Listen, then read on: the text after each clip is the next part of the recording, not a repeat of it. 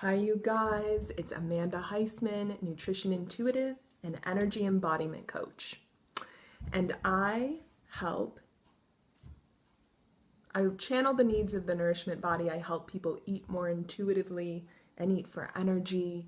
And I also support folks in moving away from the energy of diet and restriction and into the universal energy of nourishment, which is open, divine, pleasurable, free, and our birthright. And that's what I love doing. And this week, I have promised you stories of my own rewilding. I'm just trying to check here and make sure we have got a good connection. And that we're coming in okay. So as you're joining, let me know that you can hear and see me okay. And let me know that it's not breaking up.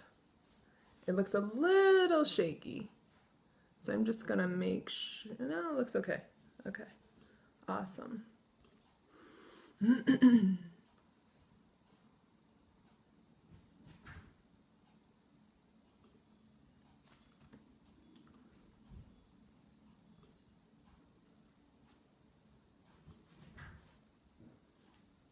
Awesome. All right, so as you're joining, let me know. As you're watching the replay, let me know. And let's go ahead and get started.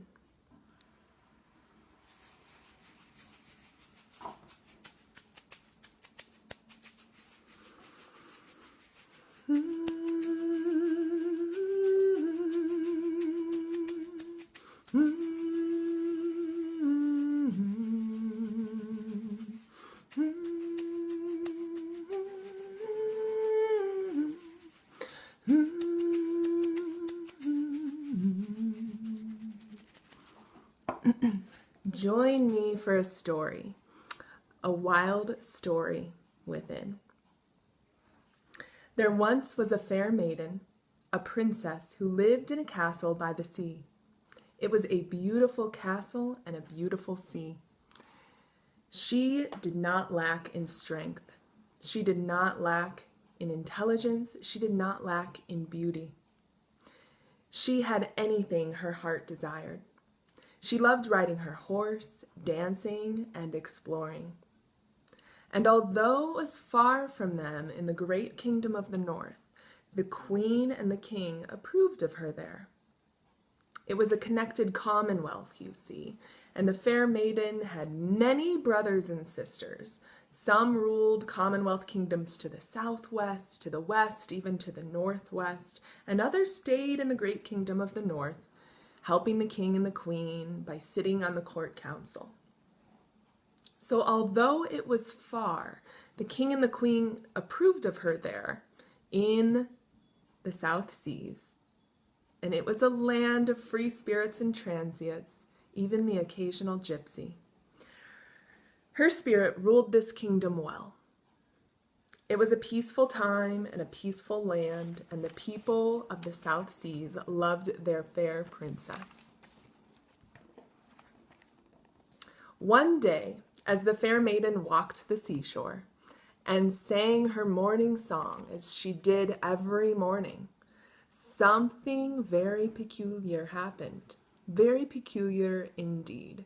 The water started to rumble, just like the sky might. But it was surely the sea, and from calm waters she watched as a giant wave rose high in the sky, a tsunami-sized wave. It rose, and she was about to turn and run in fear, but something inside made her stay and watch, her feet rooted in the sand.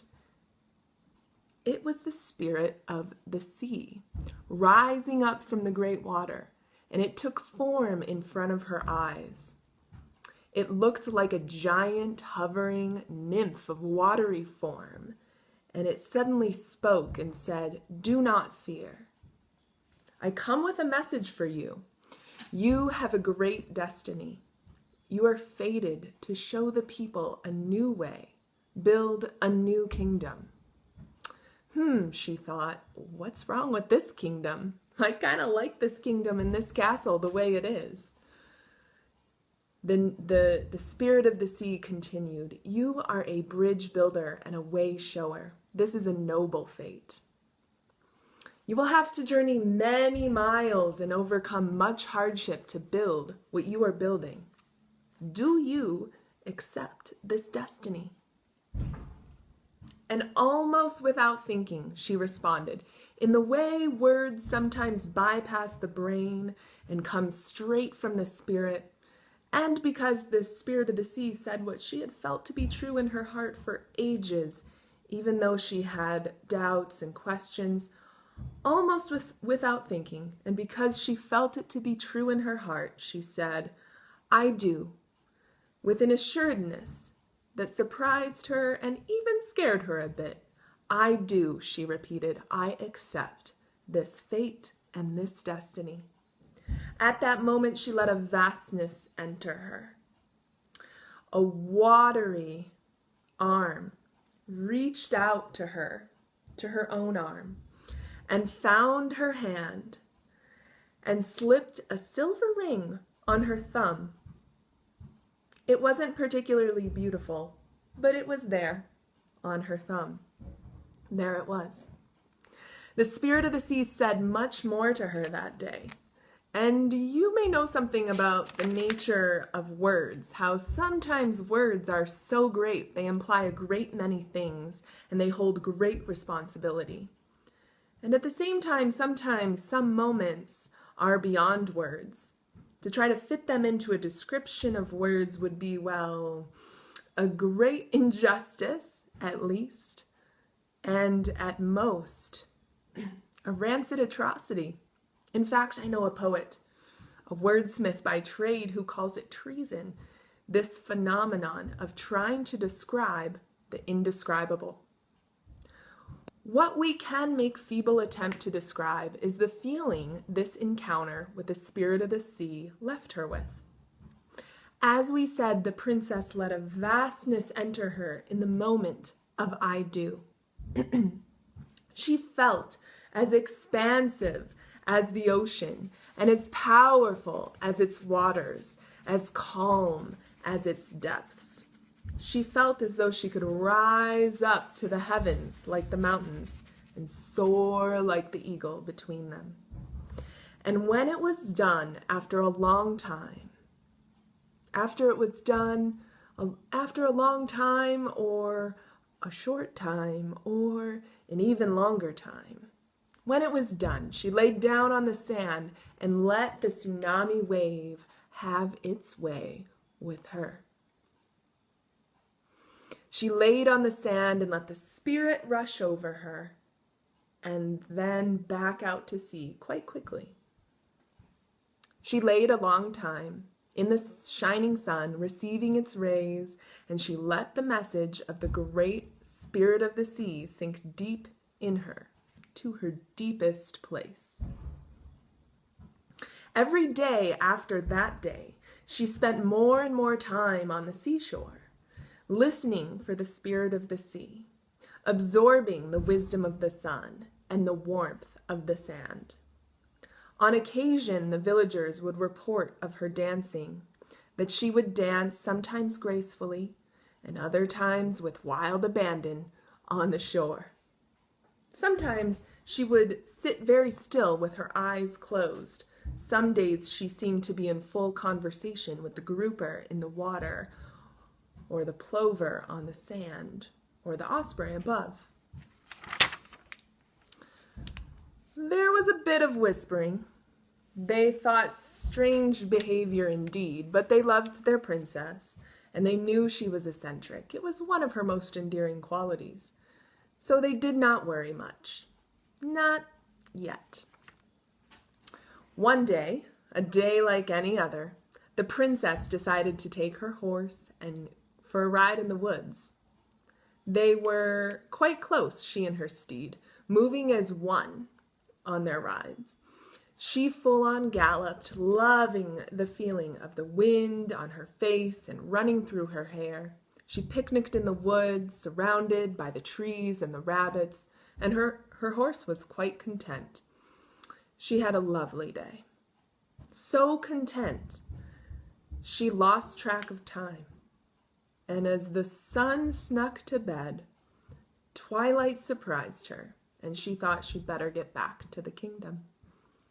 She trotted gently along the path, immersed in her daydreams of castle building, when just then her trusty horse started acting very funny indeed. And as she focused her eyes on the path in front of them, she saw a grand black snake rising straight in their path. The horse slowly retreated and started to turn back when they saw behind them was a great yellow snake rising. Well, her trusty beloved horse had stayed calm for one snake, but two was just too much for him to bear. He sneered and he snuffed and he stamped, and she struggled to maintain control. He bucked once, he bucked twice, he bucked a third time, and on the third time the princess was thrown from his back with great force.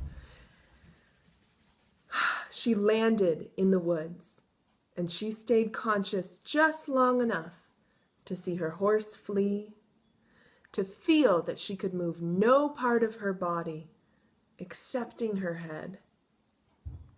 And just before she lost consciousness, she saw two slithering forms, one black and one yellow, slowly making their way toward her. And at that moment, her head fell back on a mossy pillow in a deep, deep sleep. And that, my friends, is where we leave the Fair Maiden for now. So that is part 1 of Wild Stories Within. And I am curious, after listening to that story, where do you find yourself in this story? This is what Dr. Martin Shaw calls feeding the story. Where do you find yourself in the story? What has stuck out to you so far? Where are you identified in this story? Let me know in the comments below. And tune in next time to see what happens to our fair maiden in part 2 of Wild Stories Within. If you're just joining now, definitely watch from the beginning. And let me know, Replay Love, in the comments below if you're watching. And what do you think of the story so far? Next Tuesday, you guys, I'm going to be leading a program, 4-week program called Free and Wild Woman, in which we are talking about just this, right? The wild stories within and letting the wild woman out to play. And all of the freedom and joy and fierceness that comes when we do. So that starts, we'll be talking about what this has to do with nutrition and eating, right? How, when we are connected to our true wild woman within, there's not really a struggle with food, right? When we're connected with our primordial feminine essence and intuition, there's not so much of a struggle around our health or emotional eating. We are naturally involved in intuitive eating. We're going to be talking about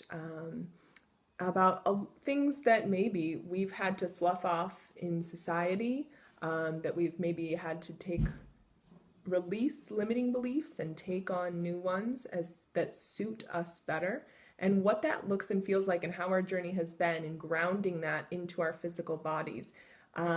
So things like food and eating, things like our uniqueness and our unique gifts, right? And choosing a different path than what was maybe accepted of us. Our sensuality and sexuality, money, like all these stories that we kind of hold on to. And specifically, how this is done in the feminine. So I'd love to see you there. If you are interested in more information about that, it's going to be an intimate circle, a sacred circle of women. and it's going to be 4-week program starting next week, 1 week on November 27th. DM me. The cart opens tonight, so in the meantime, DM me for details if you'd like them. And tune in next time for part 2, and let's see what happens to the fair maiden as we left her there in the forest in Wild Stories Within. Thanks for joining me, you guys. I'll see you next time. Bye.